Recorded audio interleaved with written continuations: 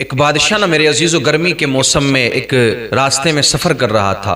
جب زیادہ سخت گرمی لگی نا تو ایک باغ پڑا نا تو باغ میں چلا گیا وہ کہ تھوڑی دیر یہاں ٹھہریں گے پھر آگے کا سفر شروع کر دیں گے۔ سخت گرمی تھی، بہت زیادہ گرمی ہو رہی تھی۔ جب وہ باغ میں جا کر کے ٹھہرا تو اس نے پانی مانگا تو اس باغ کا جو مالک تھا اس نے پانی لا کر کے دیا۔ عارف رومی لکھتے ہیں جب اس نے پانی لا کر کے دیا نا بادشاہ کو تو بادشاہ نے کہا کہ ہمارے لیے کچھ کھانے کا بھی انتظام کیا جائے، کچھ پھل ہمارے لیے لائے جائیں اور اسی باغ کے پھل ہونا چاہیے۔ جب اس باغ کا مالک ایک پھل لے کر کے آیا، انار لے کر کے آیا، بادشاہ کو دیا، بادشاہ نے کھایا۔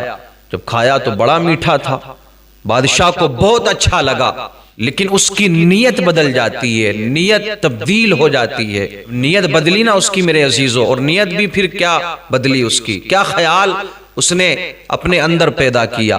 ابھی کہا نہیں کسی سے، اس نے سوچا یار اتنے اچھے پھل ہیں اس باغ کے، اتنا بڑا باغ بھی ہے اور آتا بھی میری سلطنت میں ہے، میرے ہی علاقے میں آتا ہے، تو کیوں نہ اس پر قبضہ کر لیا جائے، کیوں نہ اس پر ہم قابض ہو جائیں۔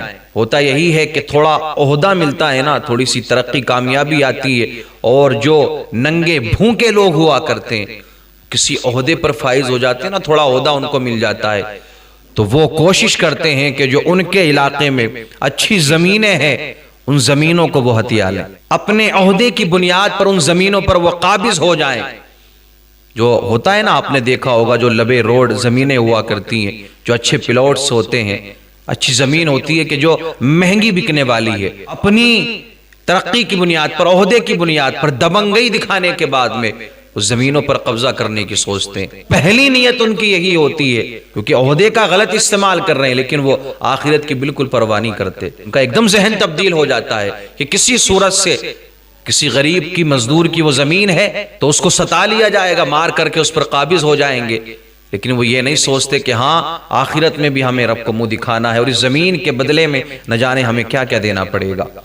آج تو ہم اپنے عہدے کی بنیاد پر اس زمین کو ہتھیا لیں گے، دبنگئی گنڈا گردی کرنے کے بعد میں اس زمین کو ہم حاصل کر لیں گے، اور یہ آپ کو ہر علاقے میں یہ معاملہ مل جائے گا، ہر جگہ یہ معاملہ پیش آتا ہے۔ آپ کہیں بھی چلے جائیں وہاں سنیں گے تو آپ کو حقیقت کا پتہ چل جائے گا۔ تو جب بادشاہ نے انار کھایا نا تو انار میٹھا تھا، تو اس نے سوچا یار کیوں نہ اس پر قبضہ کر لیا جائے، یہ ہماری سلطنت میں آتا ہے۔ تو یہ سوچ ہی رہا تھا کہ وہ انار پورا کھا لیا اس نے، پھر کہا کہ اور ہمارے لیے لایا جائے۔ جو باغ کا مالک تھا نا میرے عزیزو، وہ بھی سوچ رہا تھا کہ بادشاہ سلامت ہے، نہ جانے کیا کیا مانگ لیں۔ ایک اور جب انار مانگا نا تو لا کر کے دیا۔ اب وہ اس نے کھایا تو کڑوا تھا، جب کڑوا لگا تو کہنے لگا تم نے کیسا یہ انار لا کر کے دیا تھا، پہلے میٹھا تھا اب کڑوا ہے۔ باغ کے مالک نے کہا بادشاہ سلامت، جس جگہ سے پہلے والا لے کر کے آیا تھا اسی درخت سے یہ بھی لے کر کے آیا ہوں۔ اب وہ اللہ کا بندہ تھا نا، درویش آدمی تھا، اللہ کا نیک بندہ تھا۔ بادشاہ کہنے لگا تو پھر یہ ذائقہ کیسے تبدیل ہو گیا؟